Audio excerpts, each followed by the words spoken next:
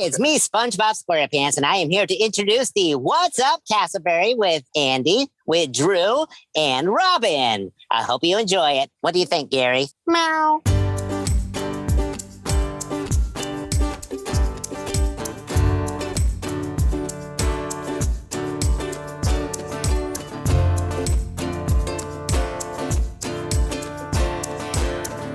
Well, thank you, familiar friend. It is Drew, Andy, and producer Robin. We are here with the What's Up Casselberry podcast, episode number 57. Andy, Robin, I'm so excited to be here with you.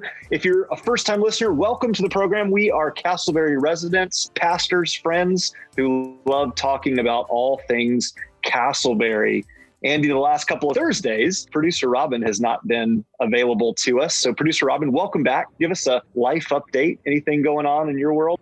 I've been falling in TikTok rabbit holes of just, I'm going to watch one and that turns into 3 hours of that. So that's mine. TikTok, that is a very interesting platform. Drew, are you on TikTok? Have we talked about this before? No, I'm not. My wife is. And so I'll randomly hear close to bedtime just snickering from her. And I'll know that something's funny in TikTok. And so she'll show me videos. She shows me a lot of times of like wives doing funny stuff around the house to irritate their husbands. But no, I'm not on that platform. Now we do that. We do the husbands irritating their wives all the time around here. And nobody's filming it? That's right. We just don't put it on TikTok. Well, hey, since we are making kind of light of this is listeners, we've already recorded our conversation with our guest today. You're going to enjoy this one, no doubt about it. Let's just lean right into the fun. We have some news that we want to cover, but how about the favorite segment of Casselberry? How about a dad joke? Yay! Robin, did you know that the first French fries weren't actually cooked in France?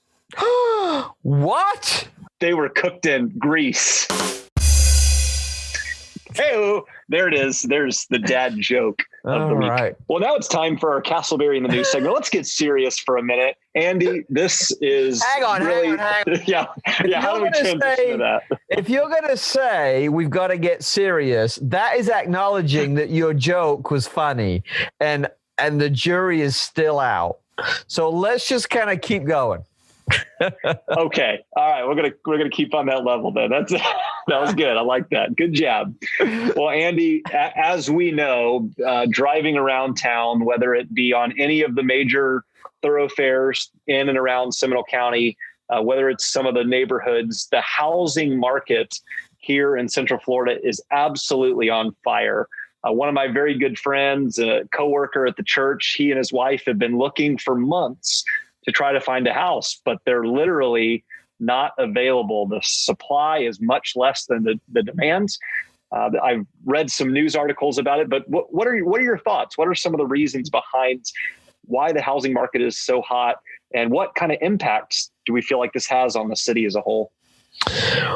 Well, that's a great question, and maybe we need to bring back one of our realtor friends to ask them that question. But I was reading an article the other day that house prices are expected to go up another 7% over the next few months. That's after 10-20% increase over the last 6 months. So it is a very hot market right now, and that's great if you're looking to sell a house, and it's a little bit difficult if you're trying to buy one. But I think it says that our economy is doing well. And certainly as we look at that in the context of Casselberry, perhaps that says we are a desirable place to live. People know about our community. They know the warmth of it. They know the size of it. They know what it offers. And maybe they're saying, I want to live there. And if so, that's certainly very encouraging. Yeah, absolutely. Just to jump on that, the article I pulled up from the fall, so a few months ago, $700 million of new construction is happening around Lake, Orange, and Seminole County. And so it's clear that this is a continuation of folks moving into both Central Florida for the weather, but I would say more than anything, your point on regarding just the fact that there are amenities, things open during this pandemic season. Florida, by and large, has remained open and encouraged business and travel, obviously in a safe manner. But I think the fact that it's being noticed around the country that Florida is a place where you can come and conduct business and enjoy leisure and raise a family. Being a native Central Floridian myself, I'm very encouraged by this. And I think long term, my hope is that we will see, we talked about this on the last episode, listeners, new construction, new restaurants, some new properties being developed that are seeking to improve the quality of life in our community of Casselberry. So as we transition to our faithful sponsor, We Insure, if you were looking for a home, We Insure can cover you with their insurance care.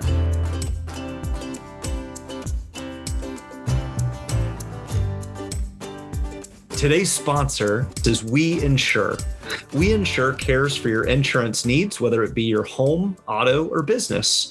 Josh Hinkle is our local We Insure agent, and he and his wife Kelly serve Casselberry, Winter Springs, and the surrounding area. We Insure serves as an active member of the Casselberry Chamber of Commerce and are committed to excellent customer service.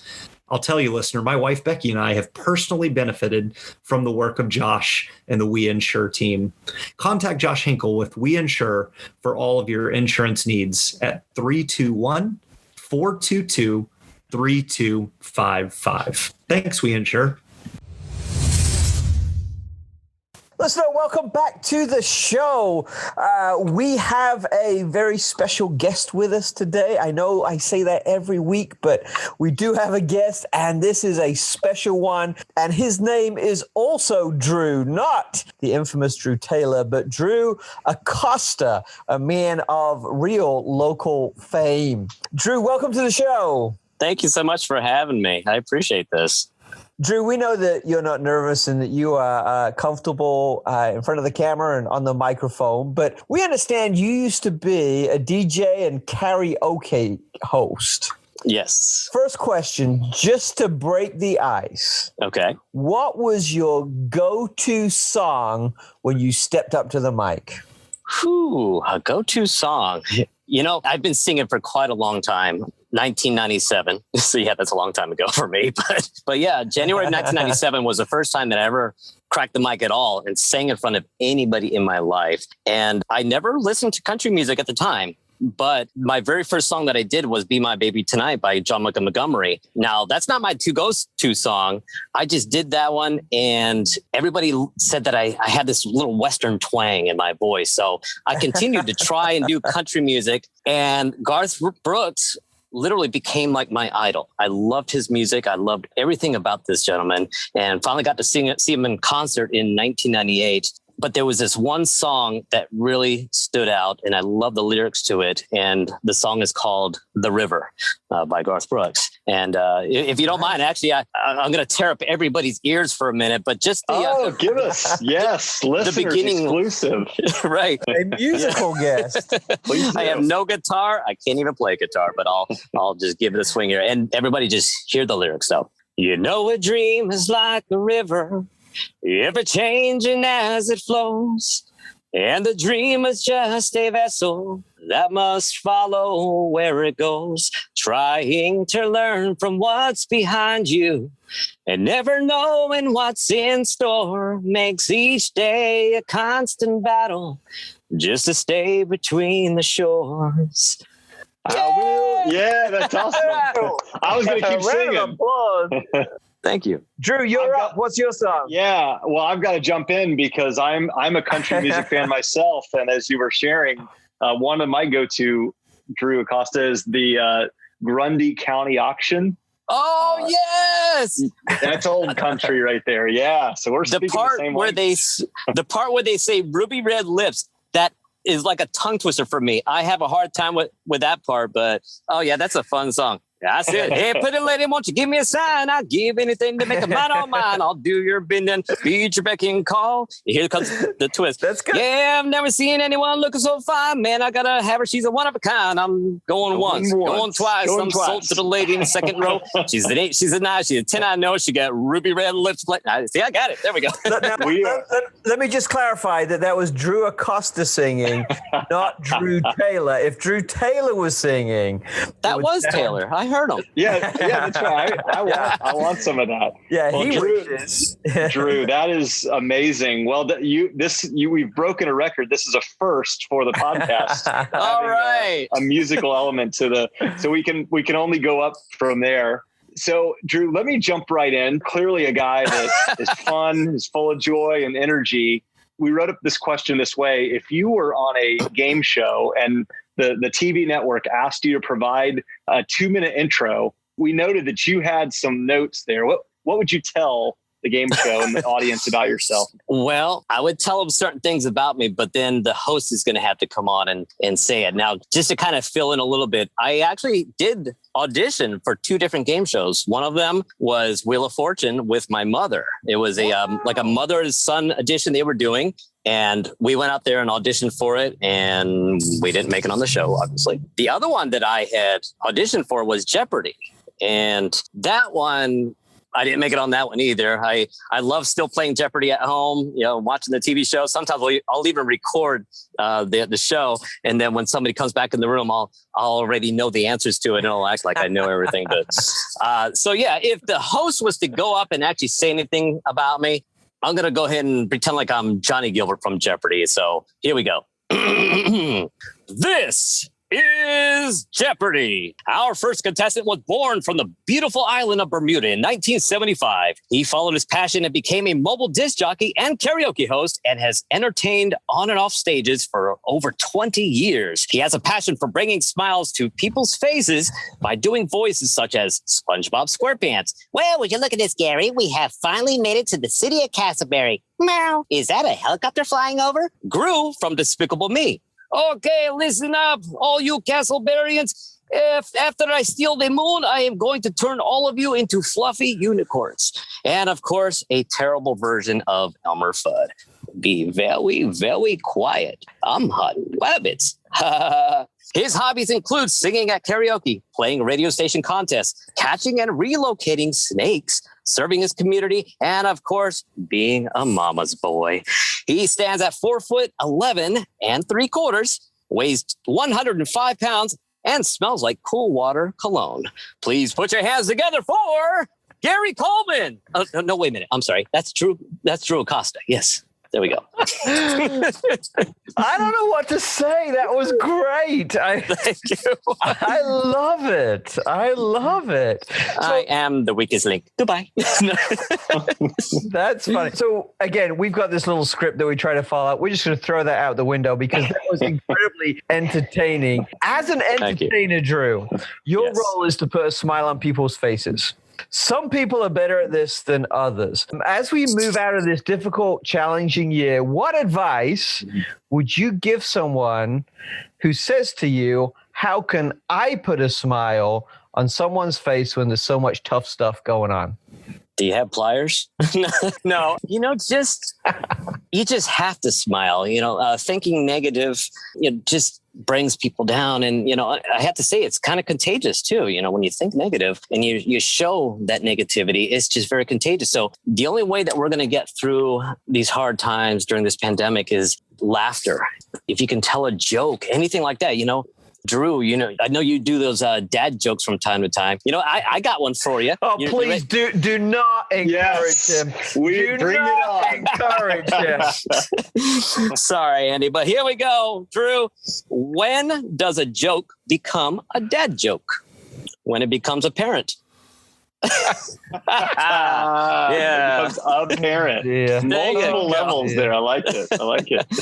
Yeah, but in all honesty, I think that happiness is more contagious than negativity, though. When you're happy and you put a smile on somebody's face, it's very contagious, and it's one of the best ways to get through everything is just laughter, making somebody smile, smiling yourself. It's just the best way in my mind. Drew, that's so good. And in fact, you actually came on my radar during the kind of early stages of the pandemic, which unbelievable. I'm looking at the calendar. It's a year ago, but you were in Casselberry on the Happenings Facebook page during the early time when there was no toilet paper. You had the wit about you to kind of hide toilet paper rolls and packages around stores. What was the genesis behind that? Trust me, I really wasn't trying to hog the toilet paper, but felt like, you know what? I'm in the community of Casselberry. I want to help some Casselberrians out.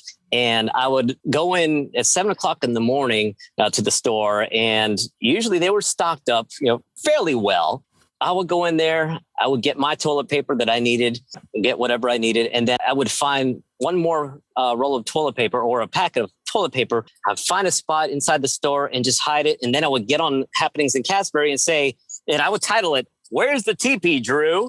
And then I would take a picture of where I hid it in the store. So it's not really a scavenger hunt where they're having to stay in the store for a very long time, searching everywhere. I would tell them exactly where it is, say, "Hey, Casselberry, if you need a roll of toilet paper or a pack of it, here's where it's at. Go get it." And I did it even with the hand sanitizer. If there was some on the shelf, I'd grab one, hide it somewhere, say, "Go get it."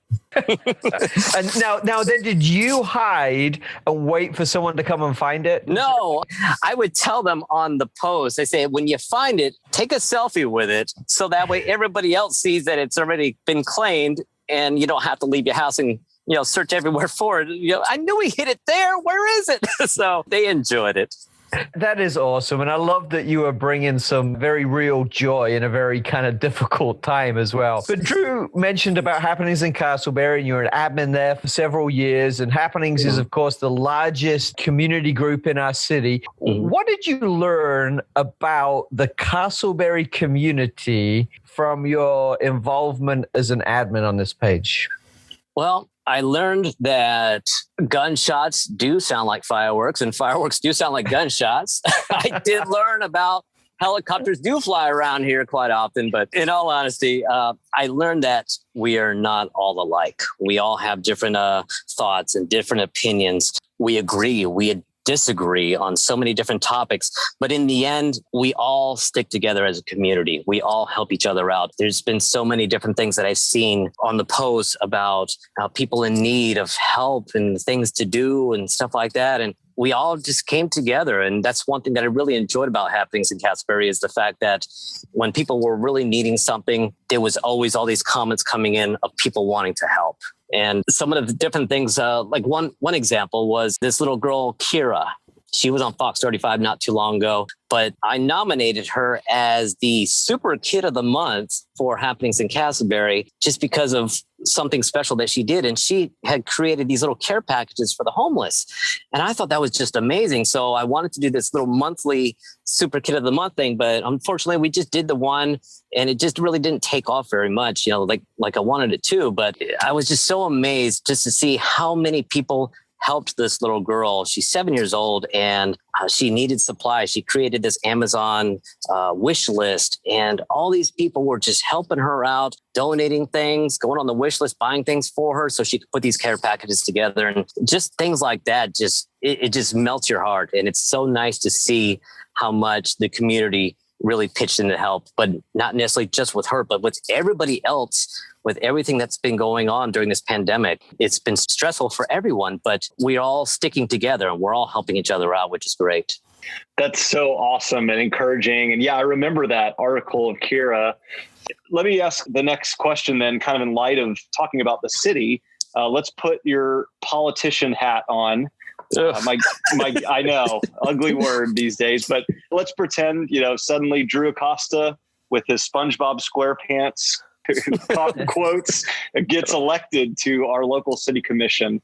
Drew, what would you say would be a project that you'd be passionate about to kind of try to continue to enhance our community and kind of the unity of Casselberry? We are going to build a great big pineapple right there in Lake Concord. And no, I would love to have a lot more different events. Obviously with the pandemic, it's very difficult to do different kinds of events. But, if this thing really slows down, with the pandemic, I would love to help out with more different kinds of events out there and have more activities to do. Things like karaoke, singing contests, open mic, comedy, things like that, just to have just an array of so many different events out there. I know that they do it's like an annual fishing thing for the kids or something like that with the Casselberry Police Department, I believe it is. Even if we had more fishing competitions and things like that out there that could be done, that would just be amazing. I would love to help out with projects like that. Even if one day we could build this great big amphitheater like they have over at Lake Yola or somewhere around here where there's a great big stage and people can go up there and perform, on a weekend or something. People can come out and watch and enjoy it with their families and things like that. I would love to even work with a project like that. That would be awesome. I would love to be involved in a project like that just to give you a platform for your impressions. Oh, thank you. That would be good. Well, Drew, you bring lots of joy to the community. You've certainly brought it to us today. Thank you. You have a heart to serve and improve our community, and we're grateful for that. Maybe coming to the end of the interview, what are you excited about for the future of our community? Just everybody coming together finally, whether it's at the events, doing meet and greets, things like that.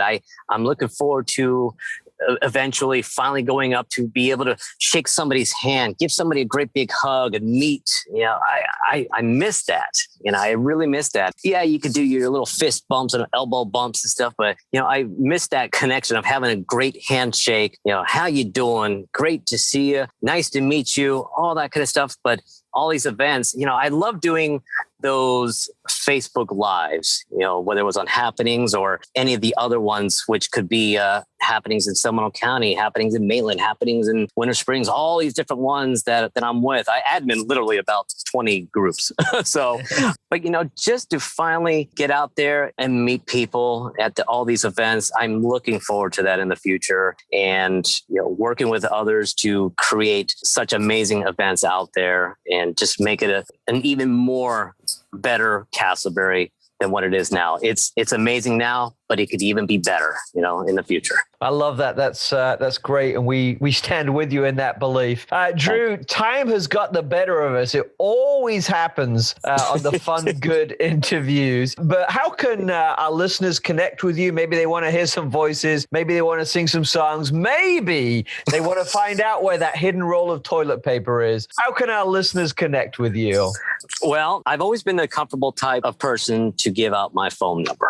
Don't mind if anybody ever wants to give me a call. Obviously during the pandemic, it's very difficult to go through a lot of different things in this day in the life. And if they want to even call just to talk, if they're having a hard time, they can call me at 407-668-6018.